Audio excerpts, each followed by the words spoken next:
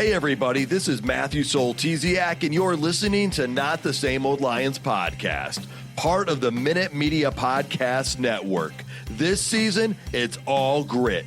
I speak with a variety of guests and interview key players, gaining more insight on what makes this team go. The Detroit Lions are now in a new, grittier era, and we look beyond just the kneecaps when it comes to the analysis. Welcome to another episode.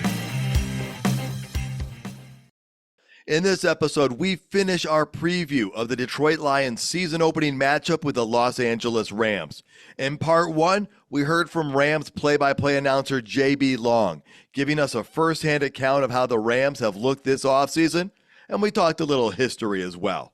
Today, we finish our preview with James, Coach, and I taking a closer look at what we're expecting from the Lions in this season opener. Let's get to it, Lions fans. Hi, everyone. This is Herman Moore, and you're listening to Not the Same Old Lions podcast. Guys, that was a ton of really good info from JB. Looking at the roster, looking at how McVay and Stafford have come together. And, one thing that's clear is this Rams team is looking to not just pick up from where they left off, but maybe even go further. And so it's time for us to dive in. Now, Coach, let's start with you. I know you've been breaking down film from that last contest between these two teams with that all-22 package. What are you expecting the Rams to show the Lions in this opening game? Well, I think one of the biggest things defensively, they in the second half of the game last year, they started moving guys around, two guys down, three guys down, four guys bringing pressure and stuff like that.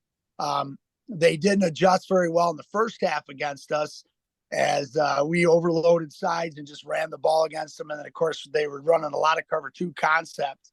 And we were just sending a vertical route and hitting everything underneath or on the outside. So, they're double coverage in the deep route. So I think that's one of the biggest things. And they're going to make some changes on that to try to offset our offense with their defense. And then, of course, they're offensively, they got some holes to fill and with some injuries and things like that. But it'll be interesting to see how they adjust to it. We'll dig deeper into that in a minute defensively for us. For sure. And now, James, what are you expecting from the Rams in this rematch? I mean, I think we all think this is going to be a battle royal, and both teams might actually be better this time than they were last time. And that was a playoff game, so they were already pretty good. Yeah, it should be a pretty interesting game. I think the thing that the Rams were able to do really well against the Lions in that playoff game was just throw the ball almost at will. And the Lions have really put a pretty good Band-Aid on that in the offseason between signing Amik Robertson, trading for Carlton Davis, and then drafting Rakestraw and Arnold, and re-signing Vildor. And Dorsey looks to be better than last season, I think, as well. So I think the Lions will limit that. You're not going to see Puka Nacua just completely running wild and open by 15 yards like it seemed he was almost every time in that. I mean, Stafford had time. The Rams have kind of had to shuffle their offensive line in the offseason, and they've got a couple of guys that are injured. They signed Jonah Jackson, but he's already hurt. He's questionable for week one. So they have a couple of other offensive linemen who are on IR already, and a tackle who I think is going to miss week one too. So that could be something that the Lions could use there with that whole offensive line, not only just missing players, but just having to move guys in and out and everything. And, we know that Matthew Stafford is not a mobile quarterback anymore. He knows how to move in the pocket, and everything, but he also has that tendency of staying in the pocket too long and taking sacks and fumbling the ball. Yeah, I think that offensive line thing is a great spot to start then. They have reshuffled their offensive line. They brought in Jonah Jackson, but they might be out two starters when this game starts. So that could be a difference maker, but I don't want to put too much into that because remember last year when we were going up against Seattle and Seattle had a bunch of guys out and we're like, oh, our defense is going to get in there. We're going to get all these sacks.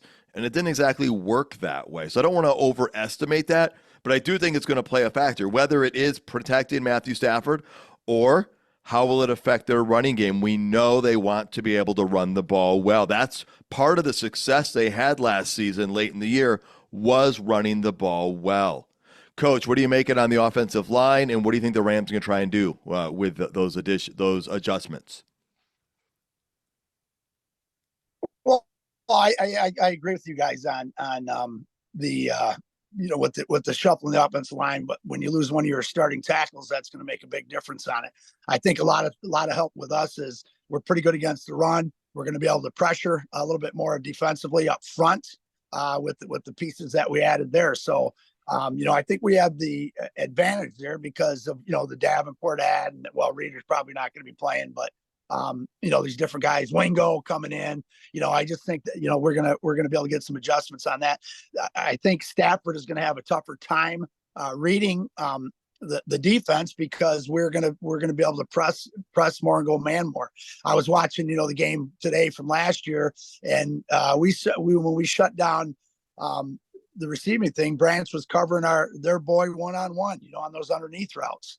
We had a blown coverage on one of his big routes too. It was a 3rd-and-1 situation, and I think Vilder, bit on the double move instead of staying pressed. And I think we'll press them and keep some pressure over top. So, I think we're in pretty good shape there, especially if Jonah Jackson can't play. A guy that they brought in, but again, you never. Those second team guys are always the ones trying to get that second contract. So those are the ones that you got to worry about. So I think our front and what we did in the secondary is going to definitely help us out in this game.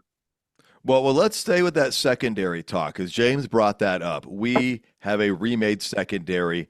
It is hopefully much improved, but they're going to get tested right out of the gate. And Coach, I want to know your perspective on this. A lot of those starters have battled injury late in camp, which has limited some of their work together. How might that affect things? Because they're opening against a gunslinger. They're opening against a team with good wide receivers. How might that affect things those last couple of weeks with them being banged up? Well, I think the biggest thing too is how much press coverage are we going to run? How much man-to-man are we going to run? And where is Branch going to line up? Those are the big things that we can adjust on that. I think we're going to try to put pressure on him, but I think we're going to be able to put pressure on him just with our front four. I don't think we have to bring the blitzes. I don't think we have to do that. And AGO disguises coverages. I'll tell you, I one of the plays I saw looking at the Rams, the Bengals were running this double stack linebacker over the right guard, and they were bringing outside pressure. I know AG's seen that film, and I think those are things that overload that inside, especially if you don't have your starting left tackle and you don't have your starting left guard or what it is. Their center has been a guard, but they moved him to center. I can't remember his name. They moved him to center, but he played center in college. So I think those are some of the things that we're going to be able to adjust and put some pressure on Stafford.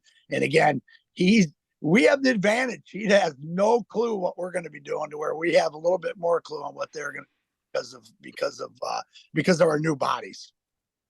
And James, last year at this time, we were excited about the secondary with all the pieces we brought in last year. It didn't go according to plan, but I think we're even more excited this year, even though we pretty much rearranged, 3/4 of that room.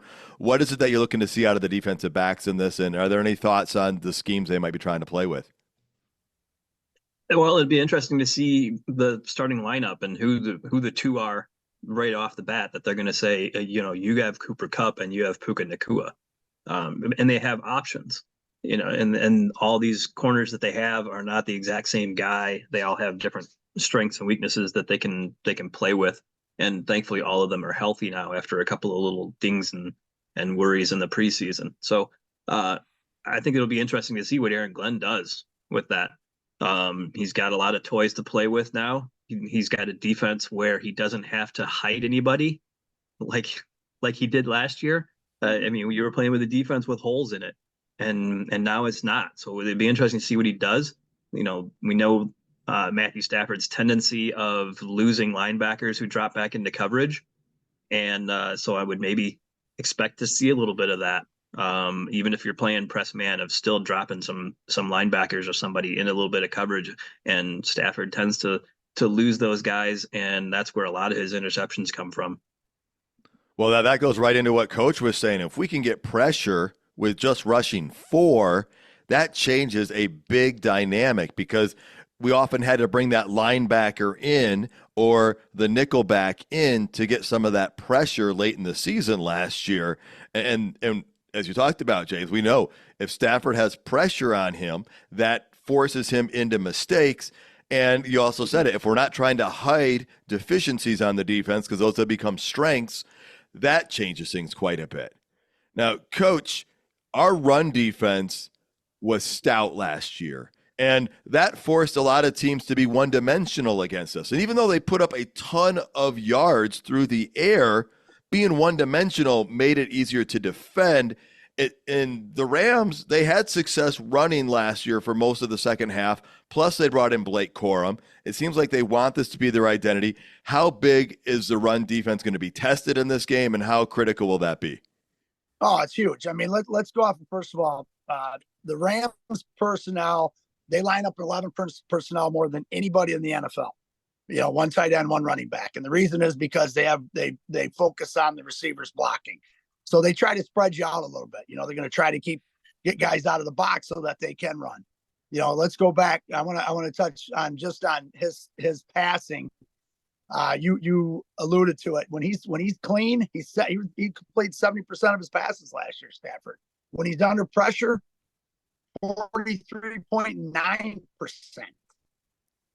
43.9%. Wow.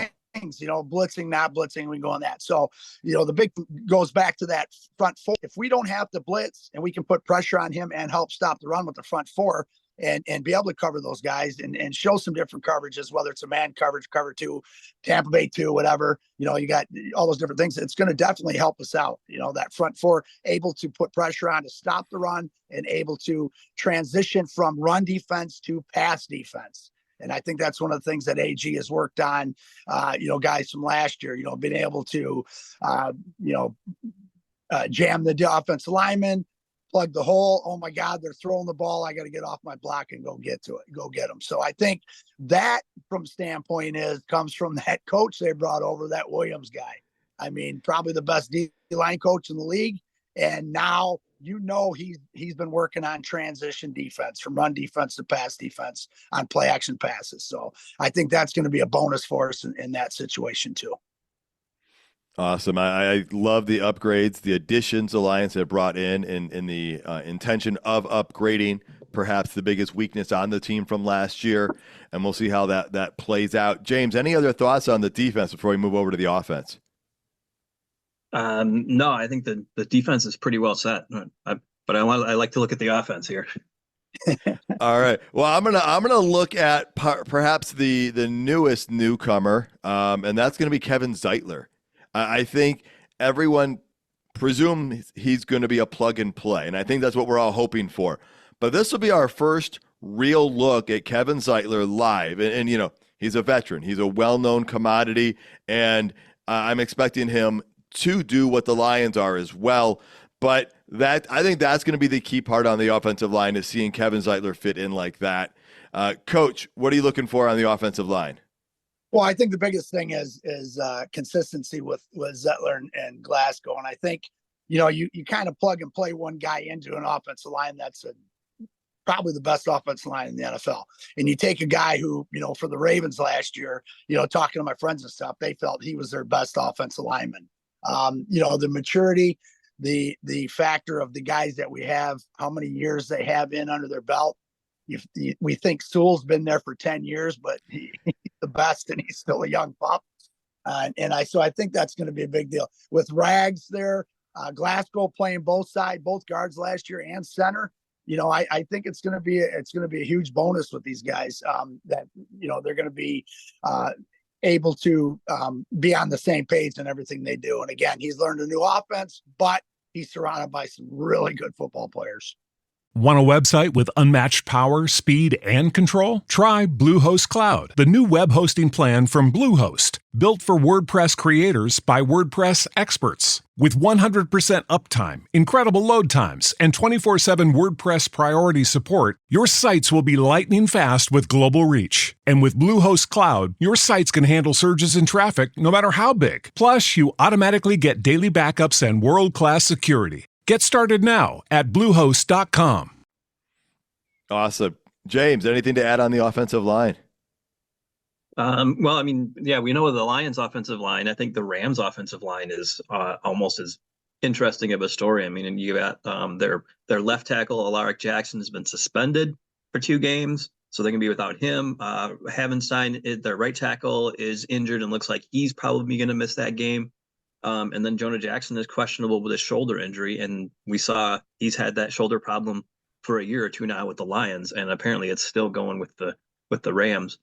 So that having to shuffle that whole line around is going to cause some problems for them, I think. And Tyler Higbee, their tight end, is looks like he's going to be out for that game as well. I think he's on the PUP list. Yep. So their offense has got a lot of guys out, and Jimmy G, their backup quarterback, is suspended as well. So they're going to have Stetson Bennett back there behind Stafford at quarterback. And it's just interesting. They've had to shuffle a lot around in the last week. I mean, they traded one of their starting linebackers from last year for a draft pick. They've been doing a lot of moving stuff around, and we'll see having to do that stuff so late before your first game how that works out. Yeah, I imagine that will also affect or could affect the running game because you know, Coach can even speak to this, how elaborate run blocking schemes can be depending on the team's offense. And if you're suddenly learning a second or a third position, it's not all muscle memory at that point. So while we're optimistic on that, we also saw what happened with Seattle last year. So I'm thinking that's an advantage, and I'm expecting some good things, but we're not counting on it. And I know one thing, the Lions coaches won't let the players rest on anything either. They're going to have them prepared and ready to go. Let's move over to the running game for the Lions before we talk about Goff and the pass catchers. James, what are you looking to see out of the running game here, and what do you think is going to happen? Well, it'll be, I think, of note to see how much Vaki plays right away, given how much he played in the preseason.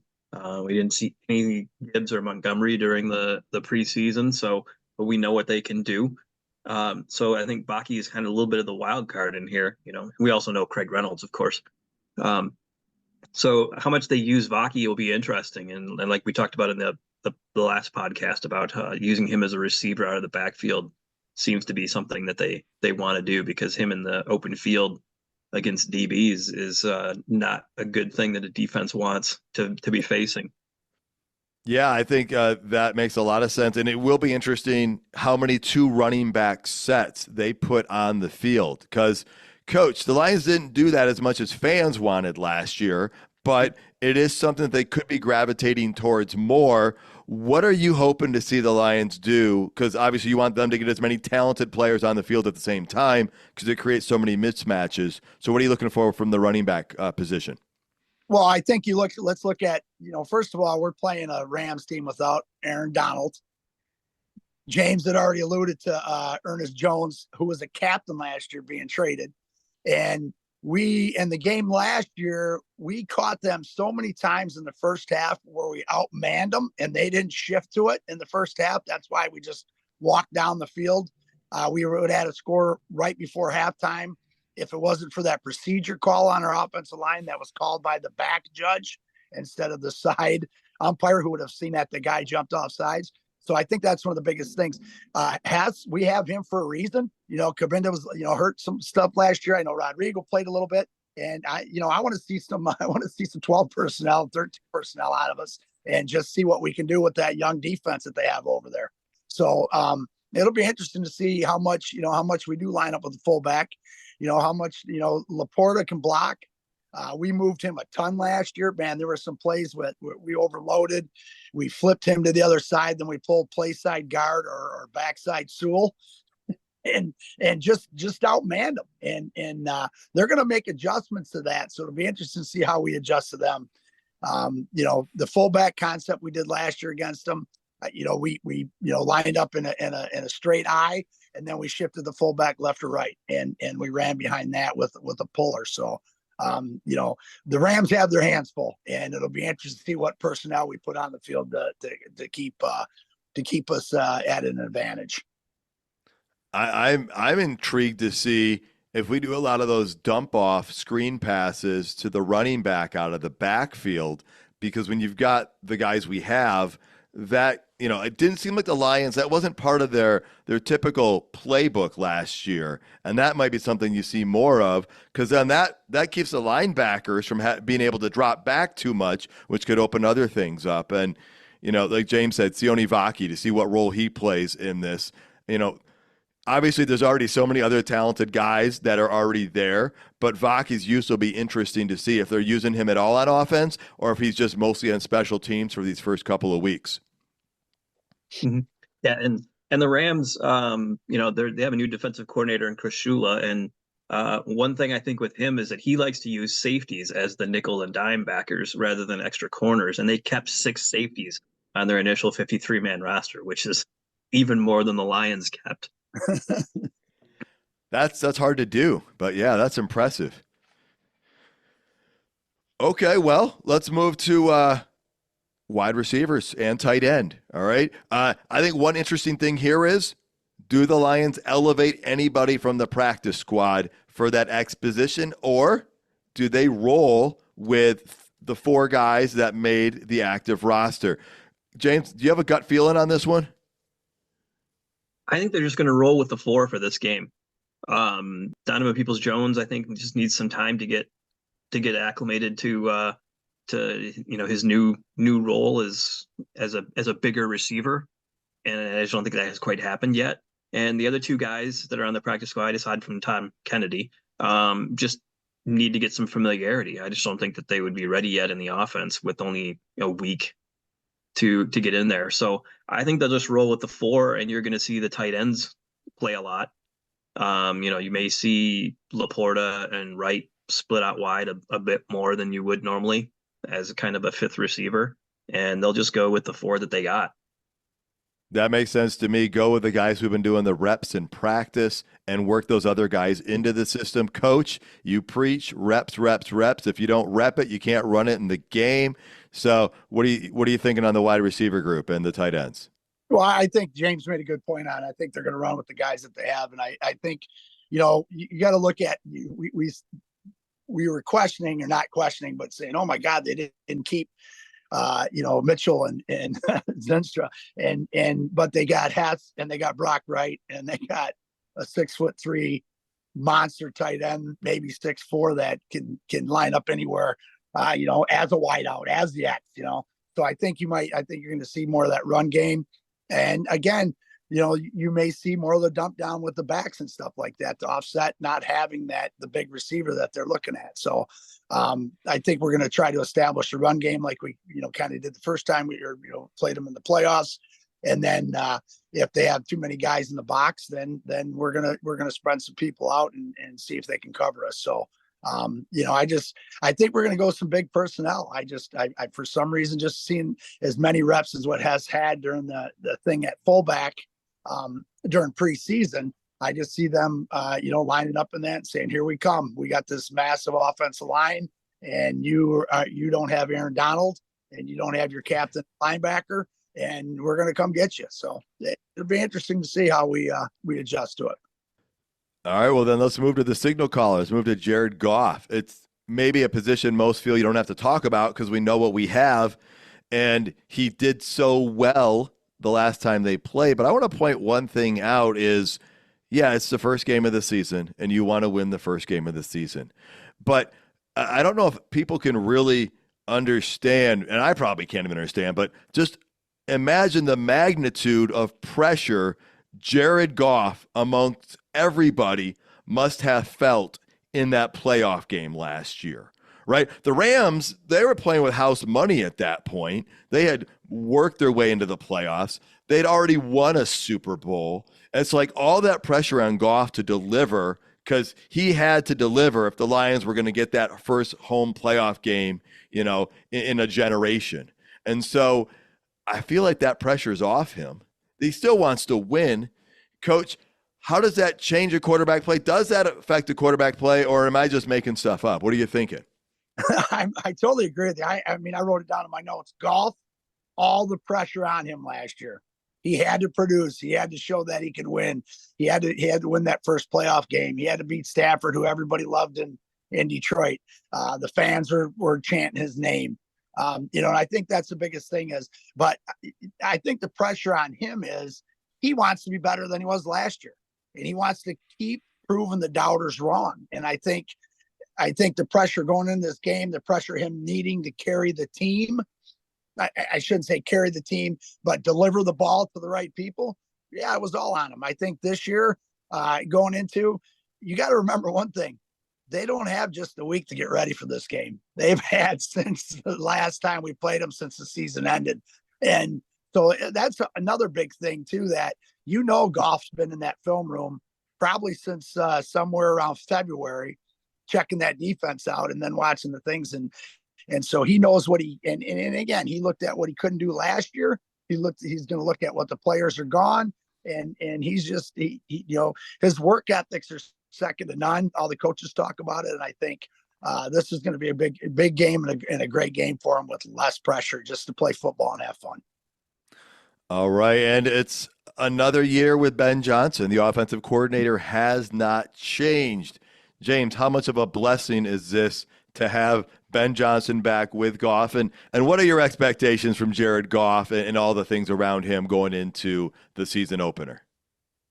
Yeah, I think the fans might think that the pressure is off him, but I don't think he's taking the pressure off of himself. If you go back and look at his Rams career, he was highly touted. He took them on a long playoff run, and then he got rewarded with a big contract. And then like a year later, then they started doubting him again, and and the coach gave up on him and they shifted him off.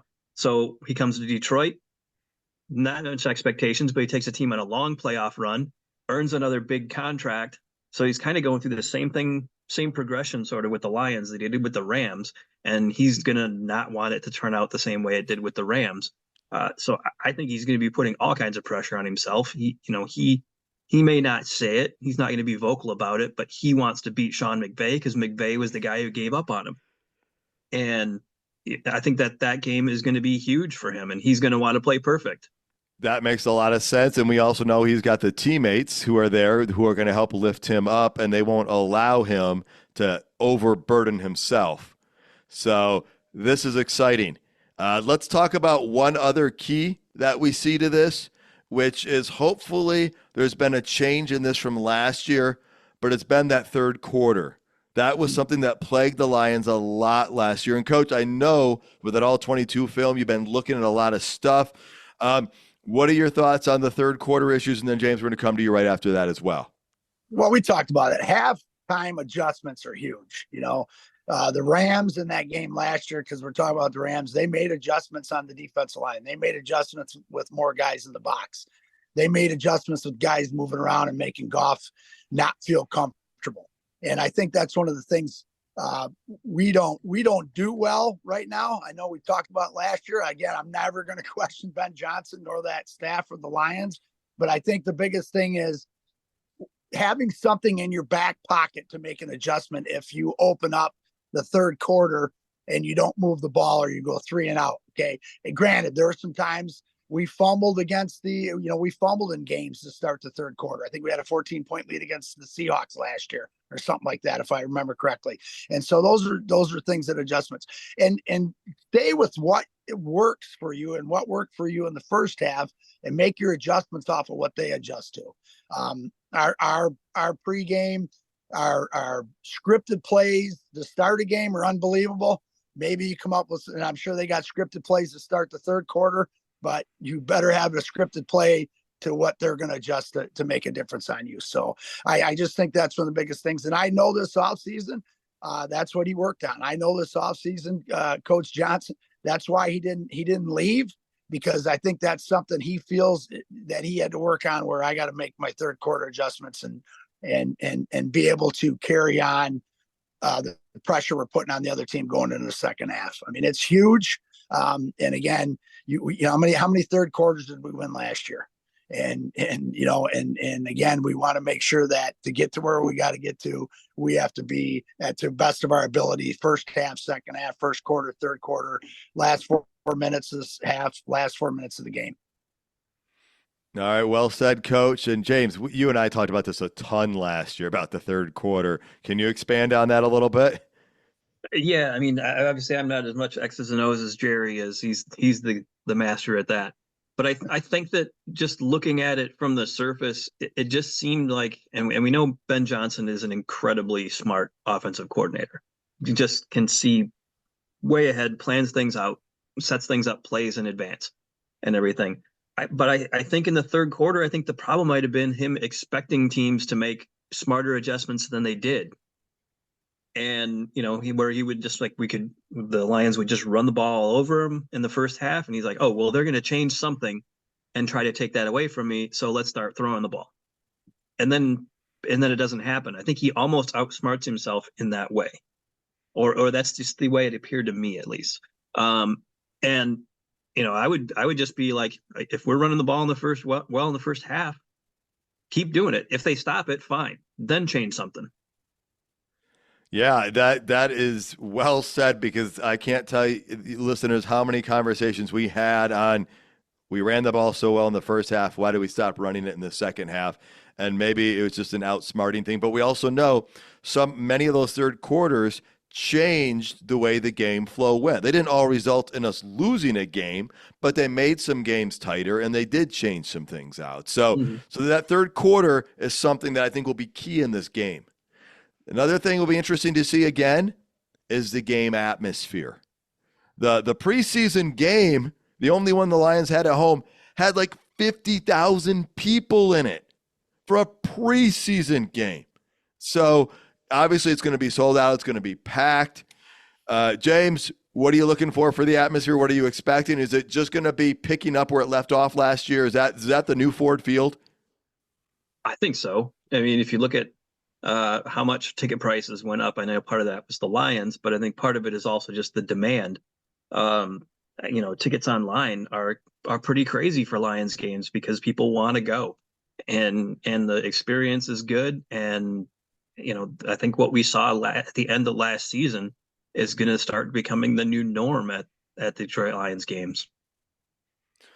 All right. Well, another thing that I can't disagree with it. I think that is too, now that you've got that product there producing in that way. Coach, I had the opportunity when I spoke with JB Long to ask him a couple things, Jared Goff related. And one thing I asked him was, had he ever experienced something like the Jared Goff chant in Los Angeles for any player?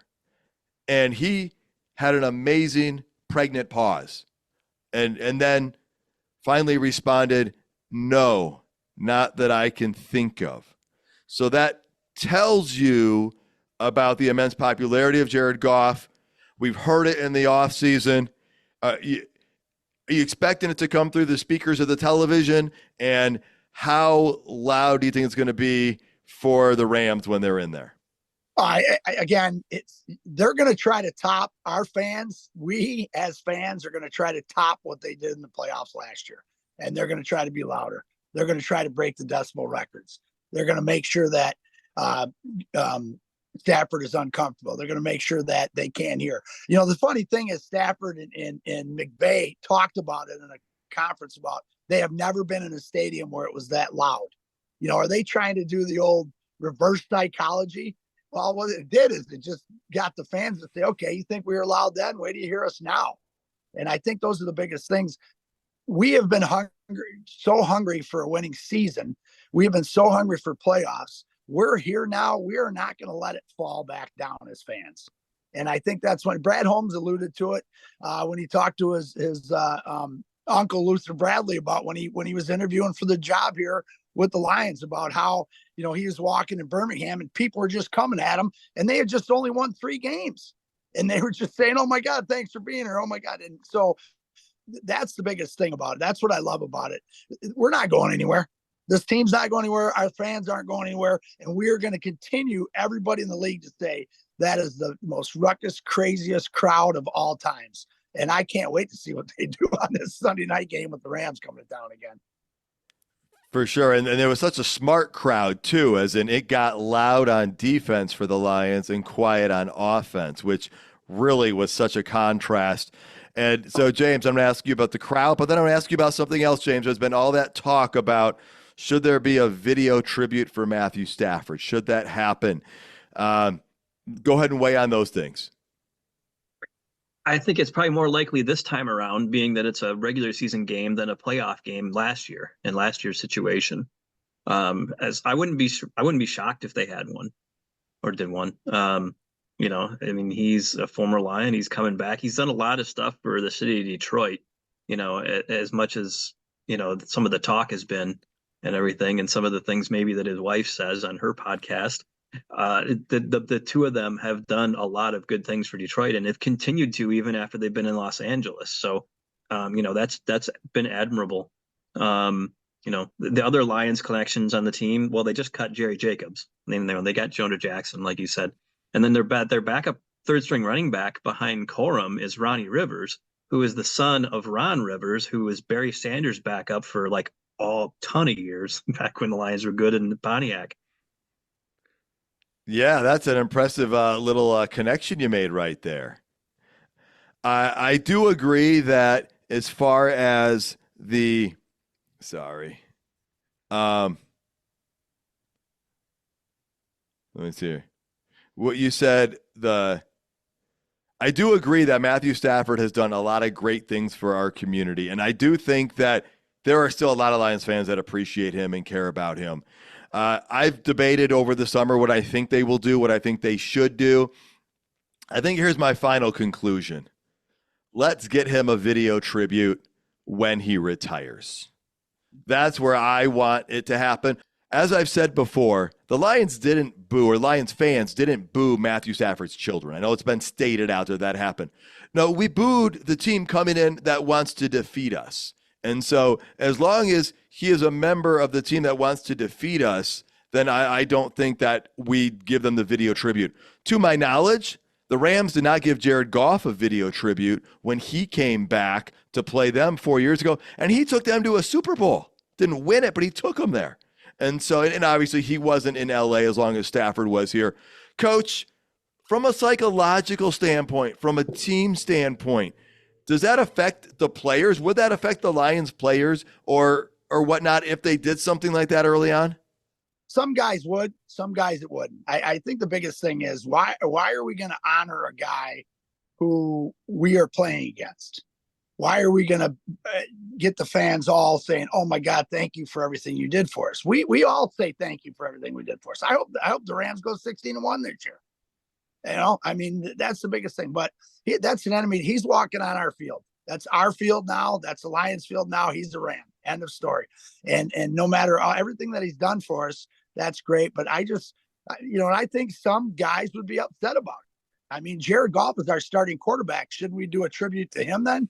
I mean, why are we tributing a guy who is still playing, still making a lot of money, and still playing the sport we all love? So I think it's one of those things you just don't do. You don't honor him until he retires, and then maybe you raise his jersey, maybe you don't. I don't know, but those are things that I just don't think should happen. Well, I also think James said at one point, whether it was on one of our episodes or off the air, that even if they played one, you might not be able to hear it over the Jared Goff chants that would be going on anyway. So I think James has his pulse on the crowd with that one. All right, guys, we're just about out of here. The Rams are a 3.5-point underdog against the Lions. Any thoughts on how this game's going to go? James, let's start with you. I'd take the Lions by a touchdown. Okay, you got Lions by a touchdown. I'd take them points. All right. I think it's safe to say, and I've said this before with us, there's not a game we don't think the Lions can win. We think they could win every single game on their schedule, some more easily than others. We know things happen.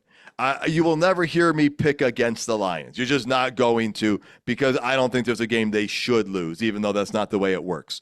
I'm not going to be as specific as James. I think it's going to be a close game. I really do.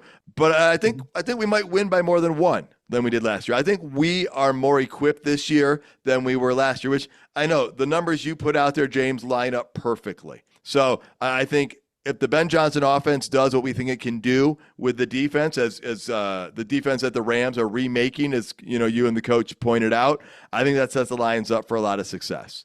Coach, how about you? I don't see this game ending to where we have to make a critical throw short of the first down, and St. Brown has to make a play to get the first down, knowing that we can run the clock out. I just think about that play all the time, about us underthrowing the coverage, because defenses always put your heels on the sticks and keep the ball in front of you.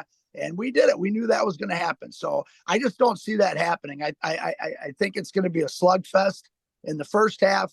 I feel in the second half, we're going to make adjustments as long as we stay healthy, and we're going to make adjustments and not win the game easily, but be in control of the game and not come down to the where we have to burn the last 4 minutes. All right. Well, guys, one thing I think we're pretty much insured of is a very exciting football atmosphere, and it should be two very good teams going against each other. And I hope we get the same results we got last year in week 1, which is winning the season opener. Obviously, we're at home, not on the road, but we are facing a tough opponent. Coach, thanks so much for being here and breaking down all that information with us. Okay, anytime. Love it. Listeners, you heard us. Give us what you need. And James, thank you for weighing in with all your insights and elevating the intelligence in this room. I don't know about that, but thanks for having me on. And folks, thank you so much for tuning in. You can find more episodes and content at notthesameoldlions.com. Find us on social media. Tell your friends about the show. Subscribe. Leave comments for us, whether it's on YouTube or social media platforms. And let us know what you think, what you like, what you want us to improve. And until next time, stay gritty, my friends.